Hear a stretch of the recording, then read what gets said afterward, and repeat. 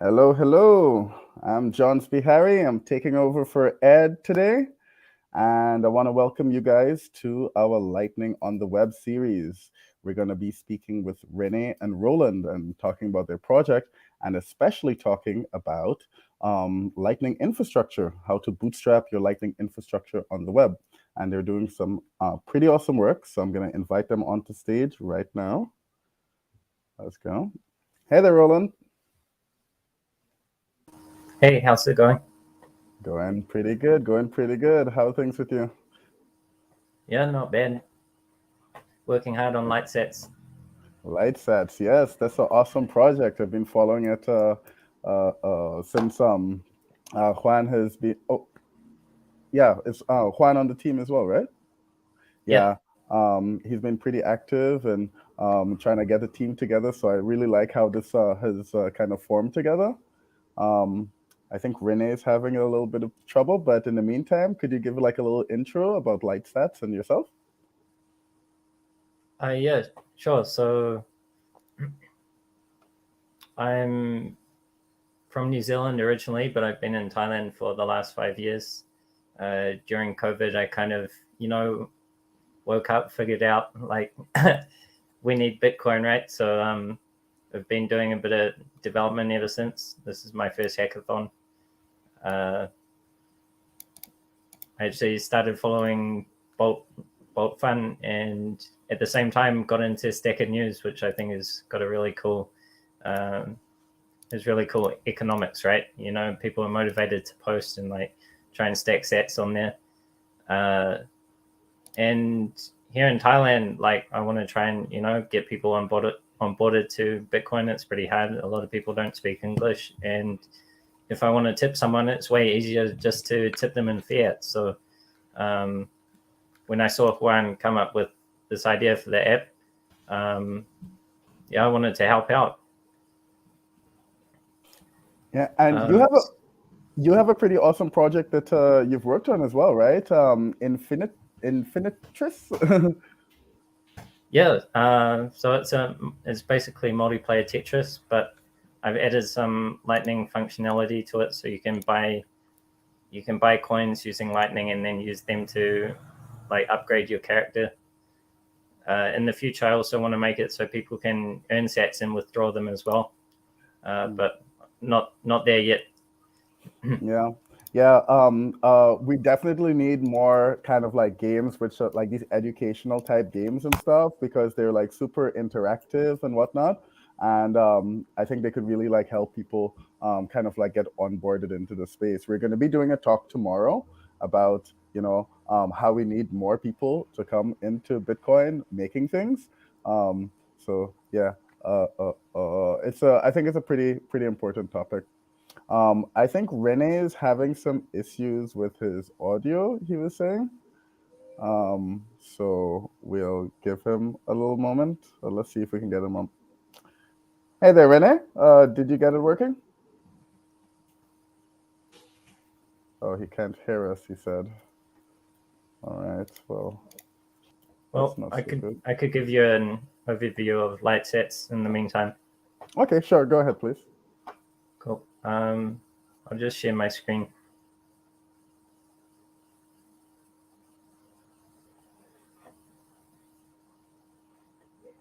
Cool. Can you guys see this?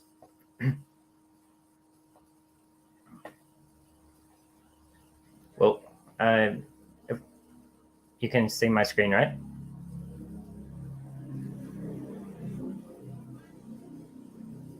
Oh, sorry. Yeah, we can see your screen. Okay, cool. So light sets is a way to tip people who know nothing about Bitcoin, right? They don't have a wallet, and you don't have time to go through that onboarding process with them. Maybe they're, working at the time. You just want to find a way to quickly tip them, and you don't want to spend fiat. So I'll just go ahead and create a new tip. Here you can choose, the currency that we say the recipient they know about, right? So if you're in the US, you tip them in US dollars. You can choose how much you want to tip them, but they'll see the fiat currency, because at this stage you kind of assume they know what Bitcoin is, right? So I'll create a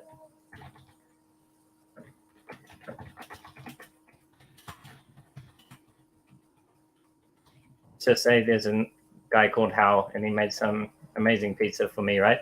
So I can create a tip for him and specify in how long it will expire. And this is the cool thing, right? Because if you ask someone to, download a wallet, or maybe you download a wallet for them, set it up, and then send them a tip, normally there's no commitment from their side to actually, keep their wallet safe, back it up, and your tip could just disappear. So what we do is we create a tip, and we give them time to, go through the process of figuring out what Bitcoin is, downloading a wallet, all that. And if they don't do it in time, then they lose the tip. So I'll go ahead and create the tip. So the first thing you need to do is fund the tip. So you pay through Lightning, just using the LB wallet here.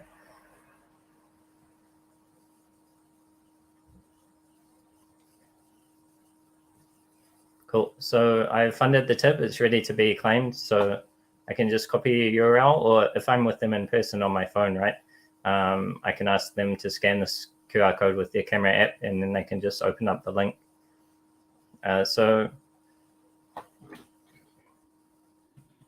I'll just open these two tabs side by side. On the right-hand side is what the recipient will see. On the left is my view as the tipper, so I can see the progress. So since they opened up the link, this progress has updated to say that they're viewed, which is pretty cool. So if you you send a link via email or something, you can come back and check later and see if they've actually viewed it yet or not. So on the tippy side, on the recipient side, most people will want to sign up with email, or in the future, we want to support phone number as well. This is because, again, they probably don't know what Lightning is. They don't know what Bitcoin is. But just for this demo, I'll log in with LN URL auth. So I'll just use Breeze Wallet on my phone. So I just scan the QR code.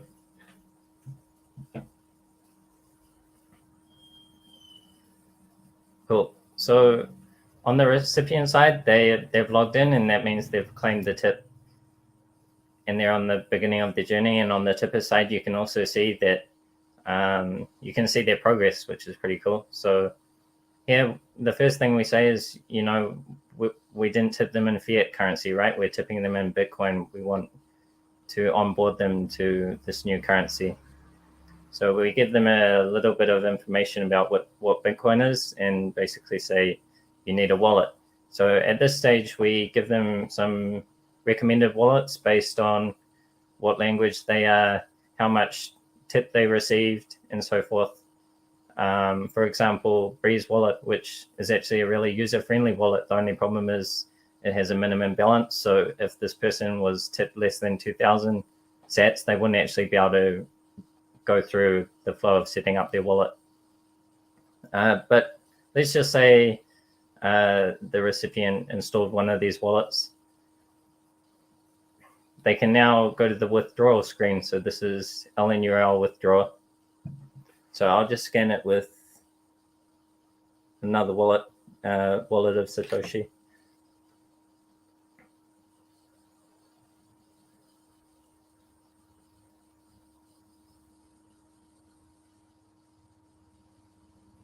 Cool. So I got the one Satoshi tip. The recipient now has the sats in their wallet that they downloaded, they figured out, and now we can show them all the things they can do with Bitcoin. So that's what we're working on now, but we're going to show a whole bunch of different services and ways they can use it, and show them that Bitcoin is actually, there's a lot of things you can do with it already. From the tipper side, we also have a scoreboard to motivate people to create more tips. So the more you tip people, you can get, get a higher placing on the scoreboard. And you can also advertise your Twitter account here. We're also thinking of having event-based scoreboards for different, Bitcoin events, and people can compete to donate the most to the local community. So that's basically LightSats where we're at so far. There's a lot of things still to do, but it's a working proof of concept, and it seems like people really like it. So we're working on it hard and making it better every day. Have you guys been trying to get like partnerships and stuff in the meantime, or is it like mostly like working on the product? You said that some people are already liking it. Is it within the maker community, or are you kind of like exploring, like showing it to people outside of the community who can and doing some testing with them? Yeah, it's a shame Juan isn't on this call, because that's much more his side of things. I'm more just focusing on the development, but the partnerships, and we need profit to keep this app going and expand it globally, and add different languages. So that's something that we're really going to focus on. Yeah, Kevin Rook has a really awesome project he recently launched. It's called stacksats.how, and it shows you basically places that you can earn Bitcoin. So there's like a whole directory of the various places, from Fountain to Mash, Stacker News, some of the games, etc., that you can basically use to earn sats instead of buying them. So I noticed that you had a section there for insets. But anyway, this discussion is about some infrastructure stuff that you guys have been doing. René, are you with us now? I got it working again. Hey guys. Yes. Hey. All right. Yes. Are you guys going to be? Are you going to be on the presentation together at the same time? We planned it like I would start off and do the first part, and then I'll hand over to Roland, who is doing the second part. And yeah. Okay, no problem then. All right, we're gonna come off stage. You could go ahead, share your screen and your slides and stuff like that. Awesome. All right. Yeah, but awesome work that you guys have been doing whilst you set up. Yeah, awesome work that you guys been doing, Roland. Thanks so much for showing that. I'm very interested in some of the learnings that you've had in setting up the infrastructure for this, because you have this thing where you can scan codes and all that. It's like, I guess some people who are building their applications now would figure out like, how could you scan a code to get Bitcoin? How does that work? Because it's usually like the other way around kind of thing. So very excited to hear about this. All right, so there's your slides, René. We're gonna hop off, and just signal us when you're ready to get Roland to come up. Okay. Sure. Okay. All right. Cool. Good luck. Ciao. Thanks, man. Thanks, John. All right. So Roland showed us a little bit an intro about what LightSats really is. And we figured, as we are right now building out this app during the Bold Fun Hackathon, we'll come across a lot of problems similar apps will also have. And so we said, we want to share what we've learned so far and some decisions that we took during the last few weeks, really. So one thing to start off, your project is, quite obviously, thinking about what your app exactly needs. What does this mean exactly? So you need to think about what does your app really do? And there are quite some different approaches that you can take there. So you would want to think about who is paying whom really? Do you really need to hold funds for users, or are you just facilitating payments between them? Do you use concepts like lightning addresses or LN do you need to hold funds for your users? Are your users online as they send or receive payments, or do you want to do that without them being online? And that pretty much like lays some foundation on where you or how you want to build your app really.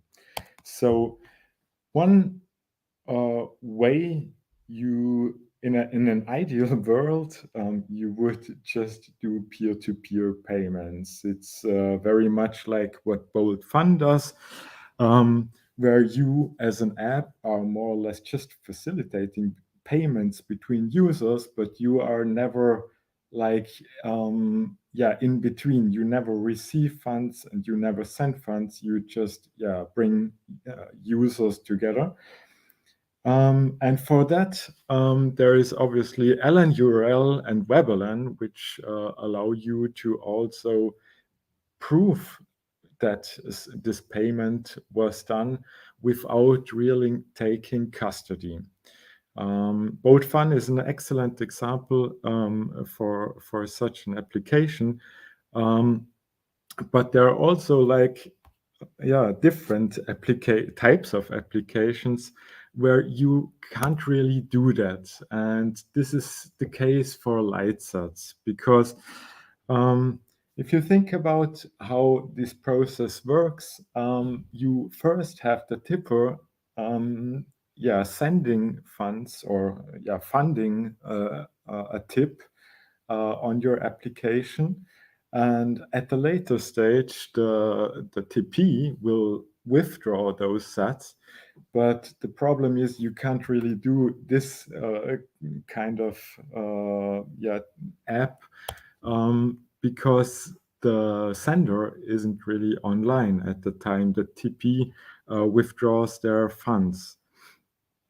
And this basically required us to think about running our own node, and brought up quite some questions along with that. And this is what I'm gonna show right now.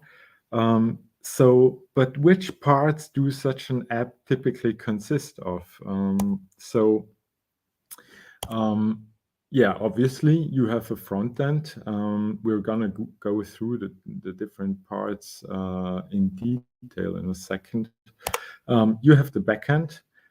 Typically, you also need some kind of accounting or bookkeeping software. And then there is the Lightning node, really. Let's go through them in detail and what they typically do in an app. So a Lightning node, you have different options there. You can use Core Lightning or LND or even other implementations. And their job is basically to do two things. On the one hand, they monitor the blockchain and to see like channel openings or closes. And on the other hand, they interact with other nodes, which means really sending and receiving payments on this level. On top of that, you oftentimes have some kind of an accounting software. What does accounting mean in this context? It means keeping track of user balances, really. So as you have a custodial wallet, you would want to make sure, obviously, that no one is spending more than they have, but all those funds are in your Lightning node, really. So there are options or software that you can use for this purpose, like LNBits or LND Hub or LNDHub.go, that exactly do that. They track wallet balances, they make sure no one is spending more than they have, and they also typically take care of fee reserves, because that's quite an, I think, unsolved still problem in Lightning. where you want to be able to withdraw every last Satoshi for your users. But as you withdraw them, you don't really know the routing fees beforehand, which makes you vulnerable to fee attacks, where users would connect some own node, set like ridiculously high fees, withdraw the full amount, and that allows them to take more out of their accounts as they funded into them. And so these types of software also try to protect you from this fee reserve attack, really. On the app backend side, you typically have you use those accounting APIs of the tools I mentioned before, and you use them to generate invoices. You use them to pay outgoing invoices. Obviously, that very much depends on the app you're building. And you typically implement stuff like LNURL, which we just saw in the demo of Roland before, which is used to withdraw or pay or even authenticate users by just scanning a QR code, really, or clicking a link. And then there is the app front-end part of this application, which typically is built with quite a bit of JavaScript. And the front-end job is basically to guide your users through payments, to generate QR codes, or if you want to use WebLN, to facilitate those payments or interact with your users' node, really, and create those payments. So let me talk a bit about comfort and trust scale. So we were facing the situation where we would now have the requirement to run our own node, but obviously, as you are starting to build your hackathon project, you have quite a lot of tasks, and you oftentimes maybe don't want to take care all of the stuff on your own. It's the same like for web hosting. You typically don't run your web server at home and do it all for yourself, but you typically use some hosting services. And the same is possible for Lightning, really. The cool thing about Lightning is that you can it's all based on open standards, which means you can easily change it to a more trustless implementation, really. So while there are services that make it really easy for you and like offer you just some REST APIs, for instance, in order to create users wallets or send payments, there are also like a little bit more trustless systems like Voltage, or I don't know, BTC Pay Server, Allenbits, hosted on some hosting platform. And obviously you can take it to the extreme and also run your own node in your own house or in your basement and have no trust involved in there. For us, we wanted to really jumpstart into like building the app and wouldn't want to like maintain all this stuff for ourselves.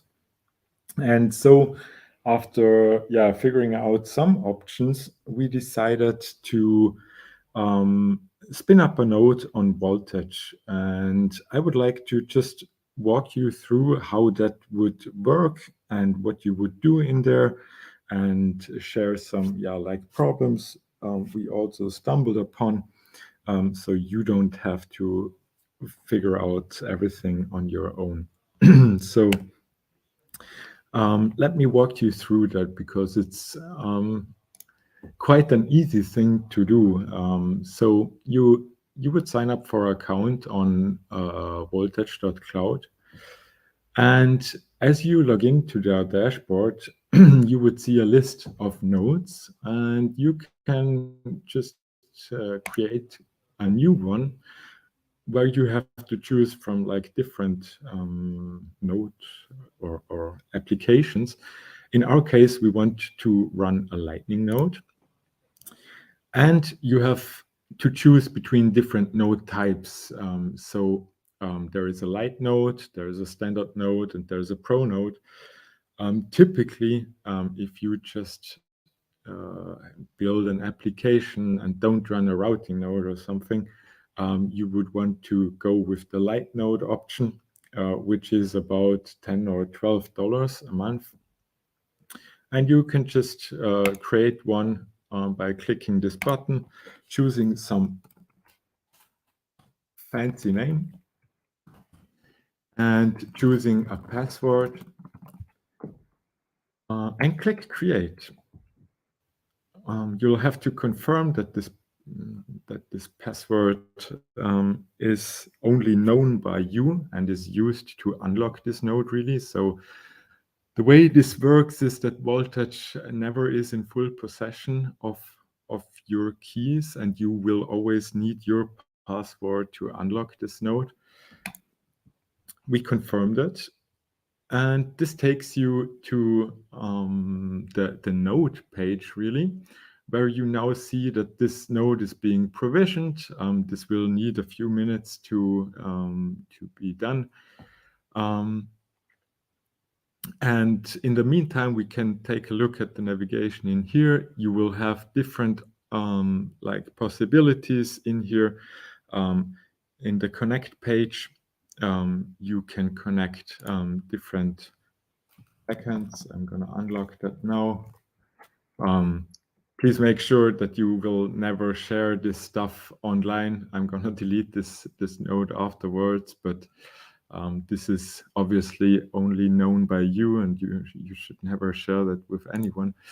But you can now create or connect this node to different applications. You will find different step-by-step guides for every integration in there. You'll find some settings in there where you can change your node alias or enable different payment options in there.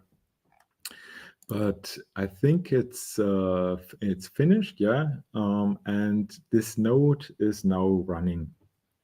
So what you typically would like to do now is to buy or to get some inbound liquidity, and Voltage offers a service for that, which allows you to get your first channel from Voltage directly. Typically, you will have an alert box up here, which allows you to just click a button and have your first channel opened. I don't know honestly why this doesn't show up now, but obviously you can also just go to Allenbeek or Blocktank or whatever service you want to use to get some inbound liquidity, really. And also one thing to mention here is this dashboard page, which allows you to install Allen bits on top of this node. So you basically get REST APIs in order to facilitate payments on your node,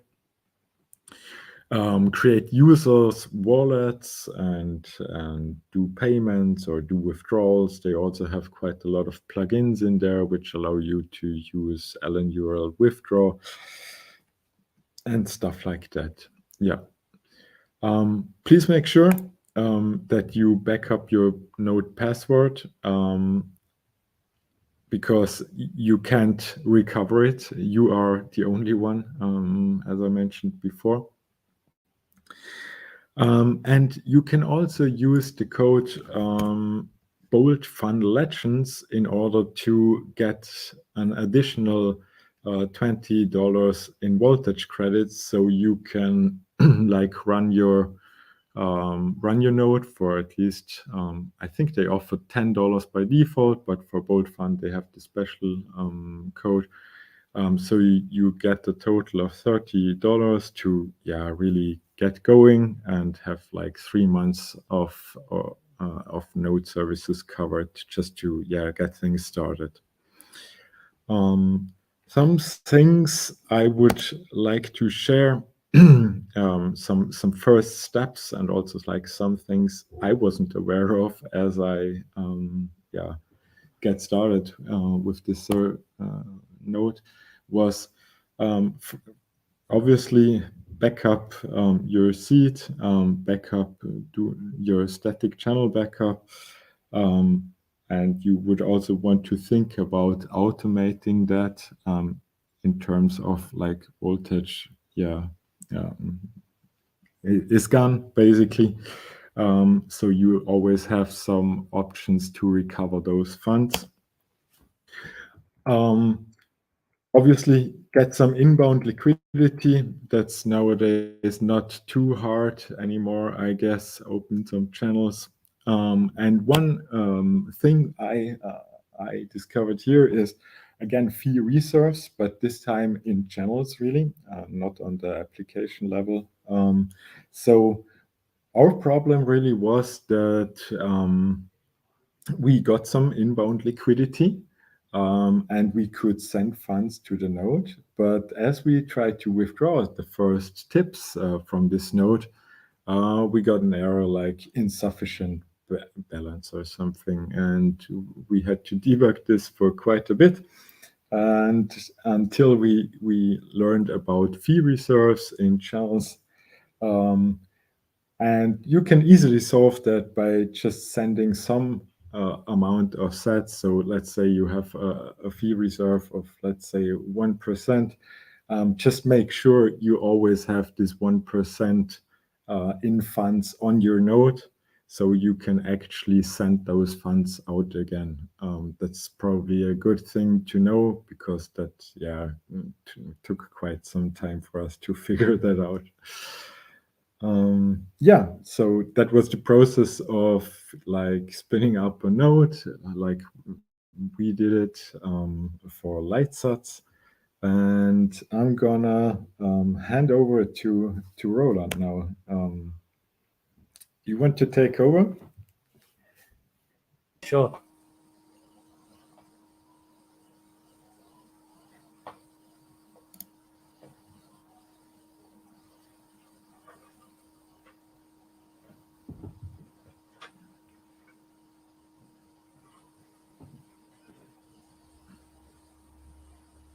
Let me know if you can see my screen. I'm gonna stop sharing now. Yeah, I can see it. Cool. Oh, sorry, my bad. Start from the first slide. Okay. So René basically covered this step, but the basic reasons we want to add Lightning into an app, right, is to accept payments or make login easier and more secure, right? You don't have to provide your email, or you don't have to log in with Google or Facebook or something like that. And so actually we can also give people who log in rewards and money back for using our services, which is pretty cool.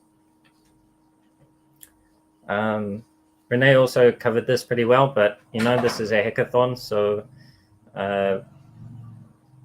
we want to get things, we want to do the proof of concept and see if people actually like it before investing the time and energy into making a more scalable solution. So right at the beginning, we just chose the most simple solution, whatever we could do. And I'm pretty happy to say we had something up and running within 3 days. So the first thing, you want to decide what type of application you want to make. Just a website, or maybe a mobile app, browser extension, or a desktop application. I think the most user-friendly and easiest to set up is just a standard website. It can be accessed on both desktop and mobile. Again, there's a whole bunch of frameworks you can use to create your application. We chose the one we're most confident, with the most experience we have, which is JavaScript and Next.js.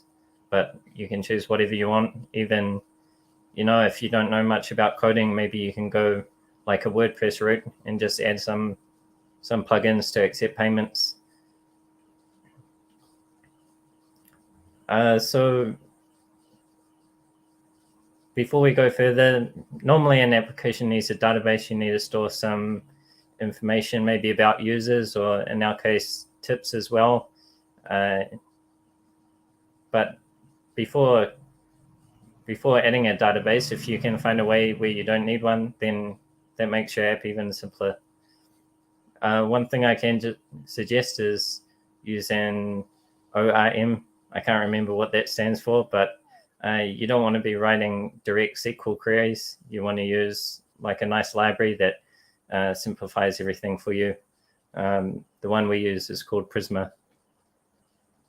And we decided just to go with standard SQL because, again, it's a lot easier, just to do prototyping. I think NoSQL, if you really want to focus on performance and scalability, then that's something to consider. But, again, we're doing a hackathon, so we just went with SQL. So the first thing, you want to get your app up and running on a website as soon as possible. And there's a whole bunch of hosting providers you can use. We chose Fly because not only can you host your app, you can also boot up a database and connect them really easily. I think it almost just comes out of the box. You can upload something and get it working in 5 minutes, which is really cool. Some of the other hosting providers like Versal and Netlify are also good to consider further on because they support serverless functions, which will drastically improve your scalability and performance.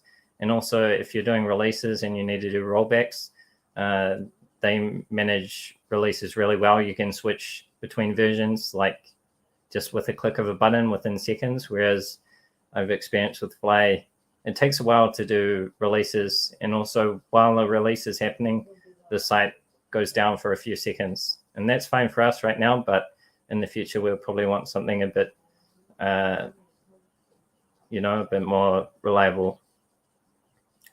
So in order to get that up and running, just run a Next.js starter app. So you don't actually have to code anything, just run the install command, make sure that you can run the application locally, and then you want to deploy it because then you can actually, see your starter application up online. After that, if you think you need a database, you can connect it, make a simple endpoint just to make sure that it's working within your deployed environment.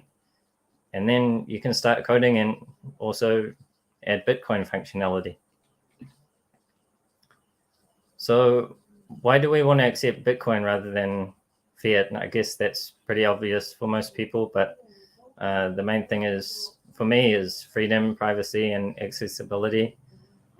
People can pay anywhere in the world. They don't need a bank account.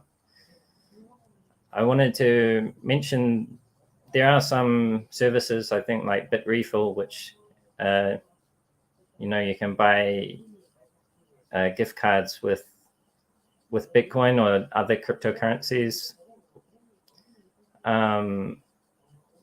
That's a lot of extra work, I think. I think it's a lot better. And if you're a Bitcoin maximalist like I am, then you'll probably just want to accept Bitcoin. There are downsides of that because you're forcing the users to you're forcing users to spend Bitcoin, right? And some people don't understand Bitcoin or they don't want to use it, and those are potential customers that you lose. So you have to weigh the benefits there. So we don't use standard Bitcoin rate. We use Lightning. It's a lot faster and cheaper, and it's suitable for a payment solution. We went with LMBits because they have a hosted demo server where you can get up and running straight away. You don't even have to host anything. There are some downsides of that. The demo server is quite unstable and goes down. And also, it seems like they don't have many channels open, because when we were doing some testing with withdrawing funds, some wallets just didn't work, which when we've been using Voltage, it's, you know, a lot more reliable, and whatever wallet we use, the payments are going through. So there was a really cool talk yesterday by Escaped Cat on LNURL, just about the different things that you can do with Lightning. So I'd recommend checking out that one if you want to see what features and what things you can do. For us, we just want to, at the start, we just wanted to add, you know, basic payments and withdrawals. So we're looking at different solutions for doing payment processing. I think there's a lot of different options, but one thing to consider is I think it should be open source and no KYC. I think all your users should stay anonymous, and you should be free to be anonymous as well. So we decided LMBits. It's a really cool platform for quick prototyping. As I said, there's a demo server up and running. You don't have to host anything yourself until you're ready. The account system allows you to manage funds, like René said, so you don't expose your entire node balance to one wallet. It's really easy to create invoices and pay invoices. So that's the basics of how you're going to receive payments from your users, and also pay them if necessary. And also there's a whole bunch of extensions, and each extension comes with APIs. So you can try out the extensions, and if it's something you like and you'd like to use, the API is right there and ready for you with some documentation available. So I'll just start a new wallet in LMBits so you guys can get an idea. We'll just call it Bulk Fund. So this is the initial dashboard. Bulk Fund is like the user I created, but you can create as many wallets as you want. Maybe you want to separate your funds and manage them separately. It's really cool. Accounting system. And each wallet has a basic API for receiving and sending payments. So all the API methods you can see here actually also have you know, buttons on the user interface if you're not a programmer or you just want to test something out quickly. So for example, I'll create a one sat invoice. So maybe I have a product on my website that I want to sell, and the user has to pay the invoice to purchase the product. So I just scan the code with Wallet of Satoshi. Oh, okay, and the payment failed. I'll try again with, oh, no, it came through. So yeah, this is, you know, the downside of using a demo server. It's a bit slow, sometimes unstable. Anyway, so I got my one sat, and now I could even pay an invoice to one of my users. I probably don't have enough, a high enough balance to pay for outbound routing fees unless I'm lucky. Some wallets like Wallet of Satoshi normally have no routing fees. So this covers the basics of sending and receiving money through Lightning, and you can use the APIs here in order to do that.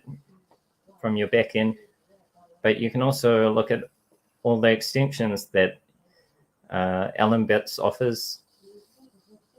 Some of the cool ones are LN URL withdraw, which we also already saw. So if you want to, normally a user would have to create an invoice and send it to our backend in order to withdraw funds. But instead, we can make the backend generate a QR code which shows the minimum and maximum balance that a user is able to withdraw, and they just scan the code. So let's see. I'll try and enable this extension. Oh, it's probably not going to work with one set. I'll put in a bit more.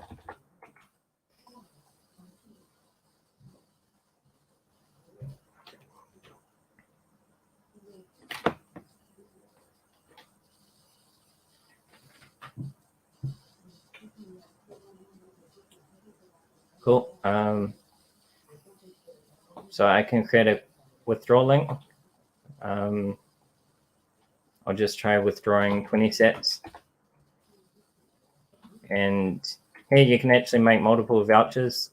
If you want to hand these out in like a event, you can print a whole bunch of vouchers, each with a unique QR code, and then give them to people, and each person will be able to withdraw at most 20 sats from your wallet balance.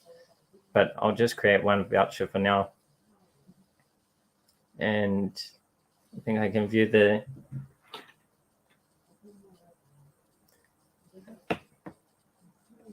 code. I'll try withdraw from wallet of Satoshi.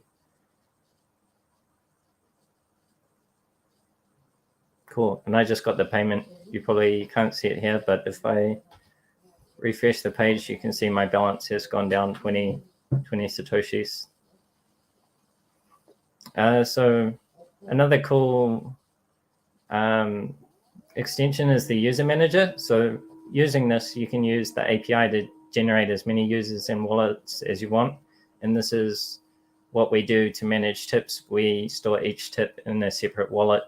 And when users withdraw their tips, we move, well, if they want to withdraw, say, 5 tips worth of Satoshis, we'll move all those tip balances into one user wallet, and then we can withdraw from that user wallet. And that way we can make sure that they aren't able to withdraw more than they actually have.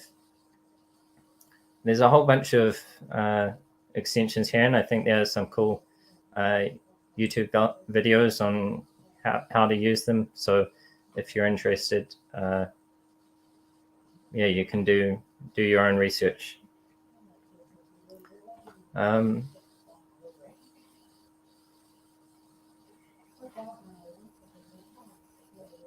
So what's next for LightSats? We have a working prototype. People can tip and receive funds. And LNbits was a great help for that, but we have noticed that LNbits is sometimes a bit unstable. It's an external service that we have to rely upon, and we don't know how well it is tested before upgrades are made. So we're thinking of using a Lightning node directly. Another thing is we want to reward our tippers. So right now, when they create a tip, they have to pay a 1% fee, because we need to make sure we have enough money. Apart from the tip, we also have to pay the outward fee, the outward routing fee, when we're sending the tip to the recipient. But most of the time, we don't actually need to use the entire fee for routing. Normally, there's a lot left over, and right now we're collecting that as profit. But we'd actually like to, have some sort of stats back scheme where we can reward tippers who successfully orange pulled someone using our app. There's a lot of other things we can use.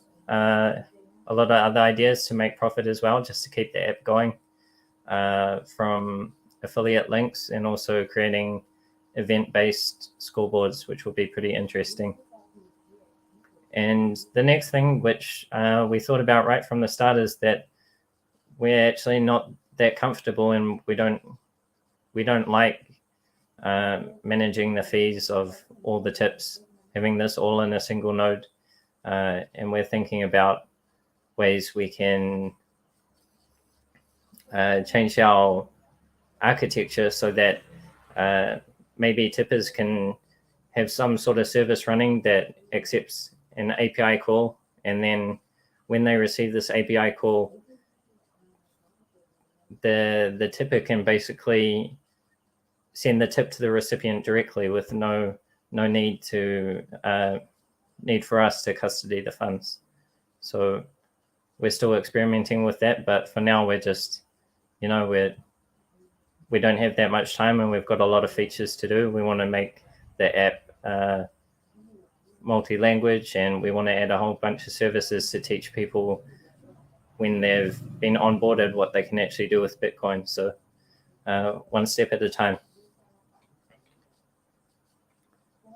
And just here, a few things that really helped me was an example of LNURL auth, and from that we actually made our own implementation of LNURL withdrawal rather than using the LNbits extension, because the withdrawal stage of LightSats, when a person is trying to accept the tip, we have to make that as performant as possible, and relying on a third party to manage those links is actually a lot slower than it could be. And the source code for our project is completely available, so feel free to check it out if you want to have an example of how to implement any of these features, or if you want to contribute, then we'd be more than happy. So I think that's all from my side.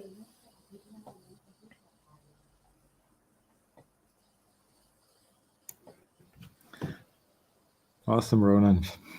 Awesome work, guys. Awesome work. It's so exciting to see the internals of what you guys are building. That was very awesome.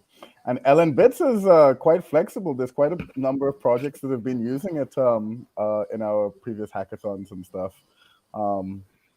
There was a question. By the way, Roland, ORM is object relational mapping. I Wikipedia'd that one. Cool. But Thanks. J Deluxe, he had a question or a statement. He said, would not host my services on the cloud for anything else other than testing. So I'm assuming he's referring to like having it in like on a Raspberry Pi or like a home node or something like that. Do you guys have any thoughts about this and the security implications of running nodes in the cloud? Yeah, I mean, sure.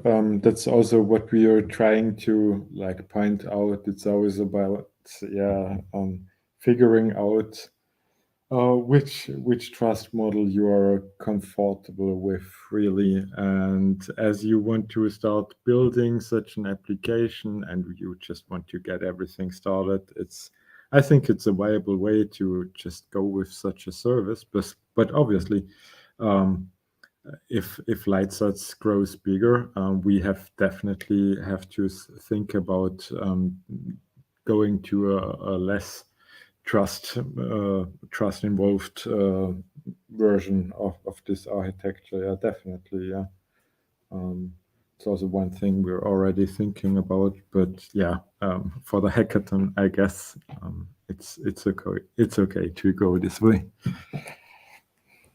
Yeah, I guess it's quite kind of interesting because we have like services like Galloy, we have big organizations like PayPal, etc.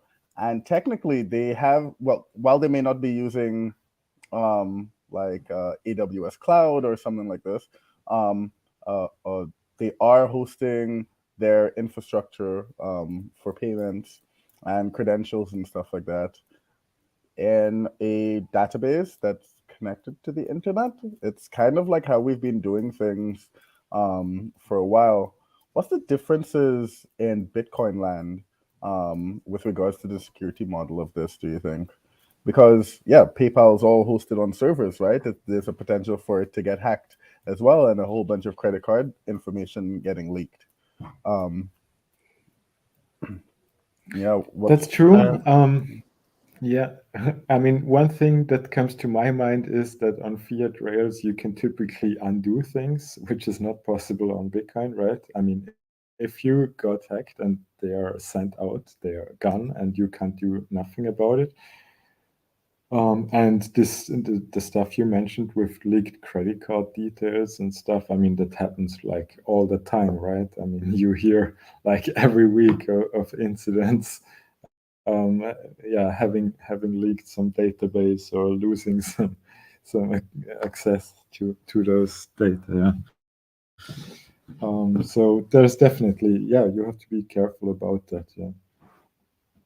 Roland, you Another also thing wanted I to think, mention something. Yeah.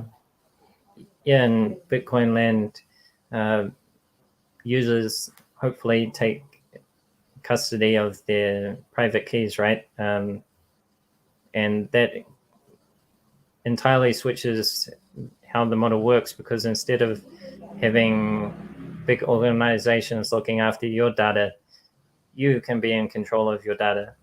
And I think this decentralized IDs and, you know, the new apps that are popping up, like decentralized Twitter and so forth, are really things to look out for. And I just hope that, you know, the normal person, everyday person is going to be able to understand this and see the importance of it. So for the individual, I definitely would agree there. And Renee, you mentioned that credit card details constantly getting leaked. That is very true. Also, you're spot on there. The settlement time for credit cards information, even though that they are leaked, is like something like 40 days or sometimes 90. So even though you make a payment, that doesn't, the final settlement of that doesn't actually happen until sometimes like months ahead. So yeah, you can't reverse it on Bitcoin, that's for sure. Yeah, that's a very big one. Thanks for that. J Deluxe also has another question about LND and voltage, and I responded that yeah, for right now, like if voltage only supports LND, and I think that is the case right now, right? There's no other options, right? I would never have seen another option, to be honest. I think right now it's limited to LND, yeah. There are options for BTC Pay server and stuff, but obviously that just sits on top of LND then, and you always use like the same node backend for that, yeah. Yeah. It's a pretty interesting setup that they have there in UX, and the redesign looks super nice. I haven't been able to try it out just yet.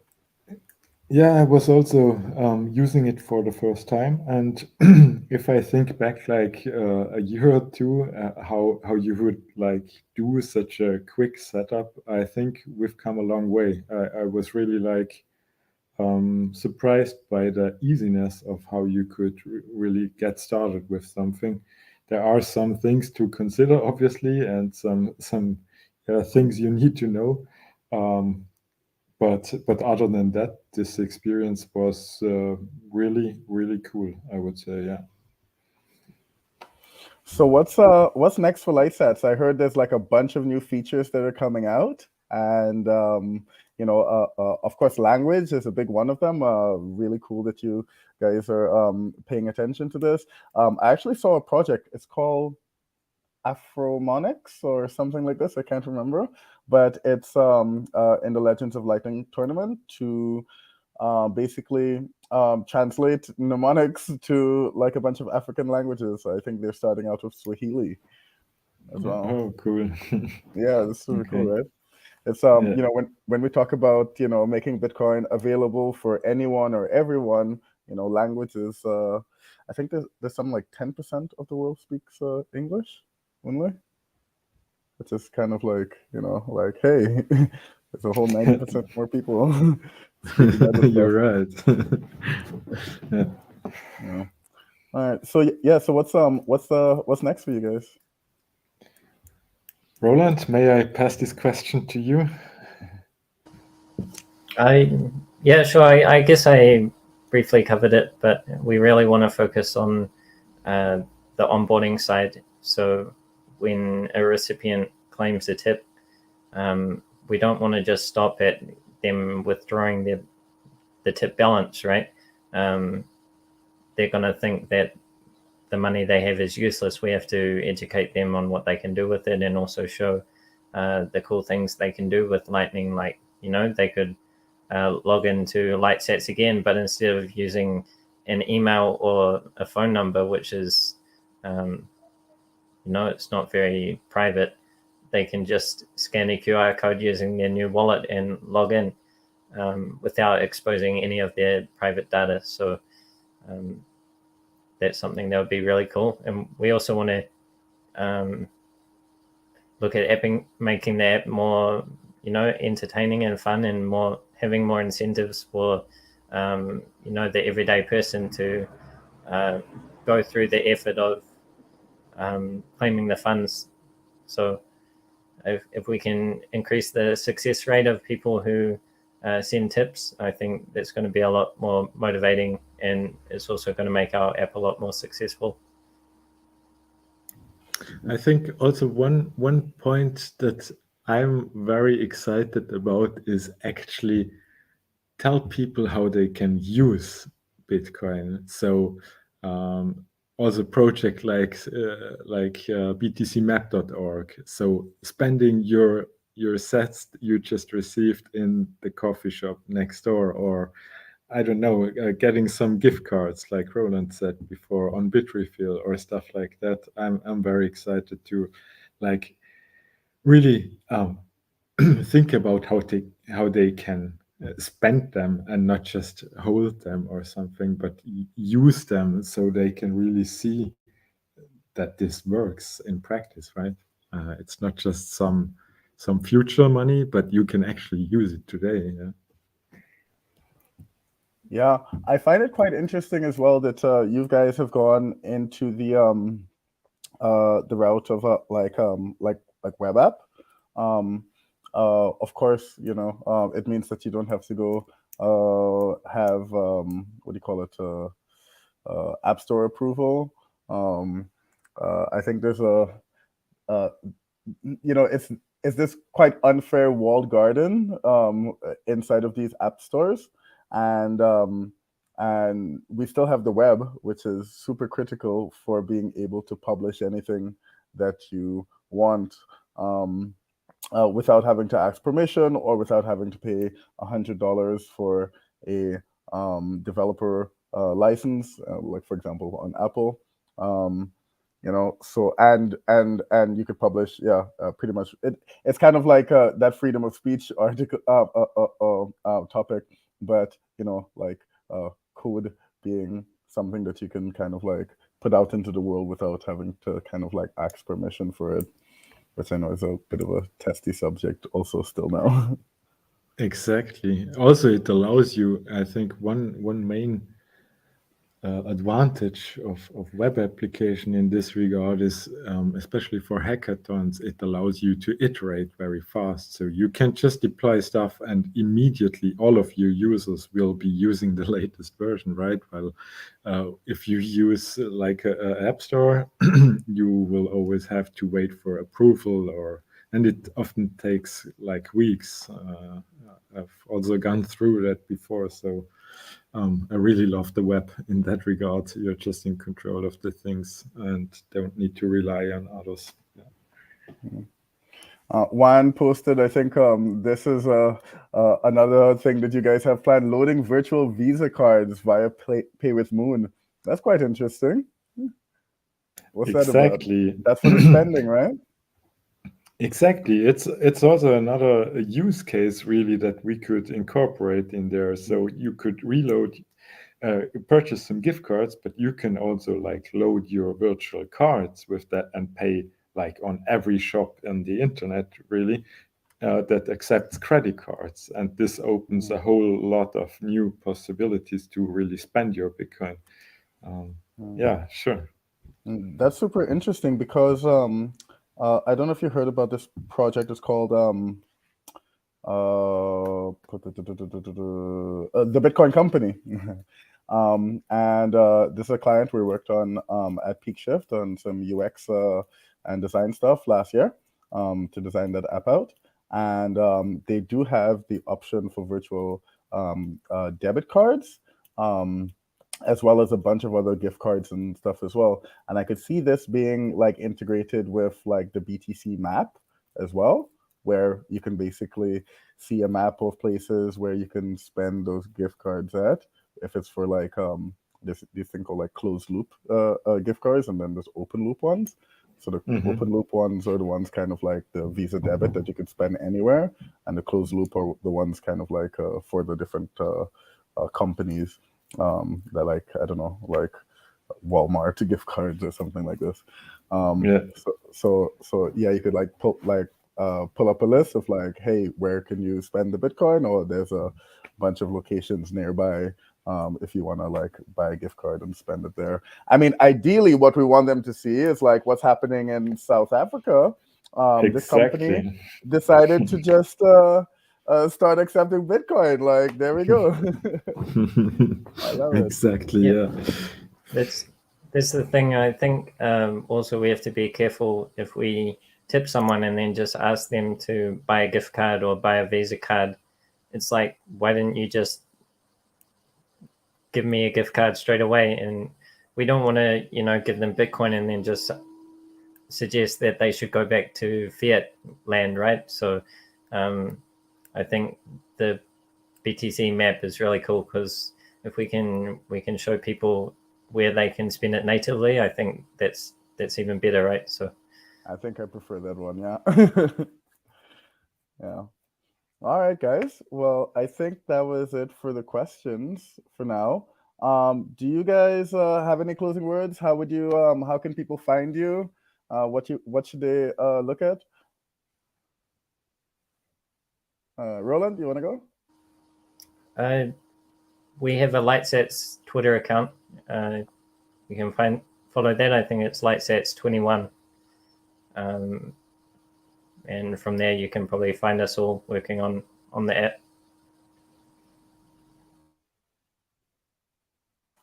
I just dropped it down on the chat there for anyone. That's twitter.com/lightsats21. What about you, Rene? Any closing words? Yeah, it was fun. I had a lot of fun, exploring this whole stuff and really like working on it and setting these things up. To me, it seems like we've come a long way already. There are still some things to figure out for sure, but I was really like surprised by the ease of use, and you don't have to be afraid to get started, right? I mean, we spinned up a node now in like 2 or 3 minutes. If you get some inbound liquidity and you're ready to go, and it's just fun to build upon. And I think that's also one thing that we need to like tell, or like push out, that people don't need to like, if you I often have the feeling that people think it's way more complicated, and I think don't be afraid. just put your hands on and get started. It will be fun.